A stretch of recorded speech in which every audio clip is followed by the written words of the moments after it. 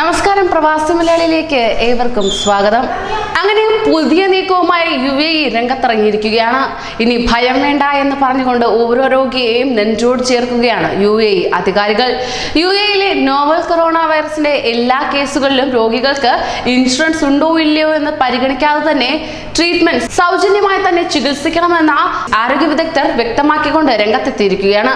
ആശുപത്രികൾക്ക് നൽകിയ Dubai health authority circular അനുസരിച്ച് ആരോഗ്യ പ്രതിരോധ മന്ത്രാലയത്തിന്റെ നിർദ്ദേശങ്ങൾ അടിസ്ഥാനമാക്കി എല്ലാ DHA ലൈസൻസ് ഉള്ള ആരോഗ്യപരമായ എല്ലാ സൗകര്യങ്ങളും തന്നെ 2019 എൻകോവിയുടെ സംശയാസ്പദമായ അല്ലെങ്കിൽ സ്ഥിരീകരിച്ച കേസുകൾ അടിയന്തര കേസുകളായി പരിഗണിക്കുന്നതായിരിക്കും.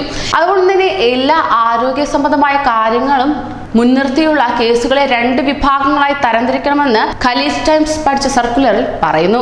ഒന്ന് ഇൻഷുറൻസ് പരിരക്ഷയുള്ളവർക്ക്, മറ്റൊന്ന് ഇൻഷുറൻസ് പരിരക്ഷ ലഭ്യമല്ലാത്തത്.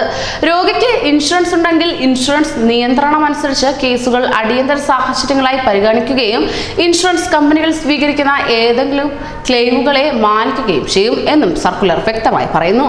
ഇൻഷുർ ചെയ്യാത്തവർക്കായി കേസുകൾ ഇപ്പോഴും അടിയന്തരാവസ്ഥയായി കണക്കാക്കപ്പെടും. സംശയാസ്പദമോ സ്ഥിരീകരിക്കപ്പെട്ടതോ കേസുകൾ ഏതെങ്കിലും ആരോഗ്യ പരിരക്ഷാ കാര്യങ്ങളിൽ ആരോഗ്യ സംരക്ഷണ ചിലവുകൾ വഹിക്കില്ലതാനും.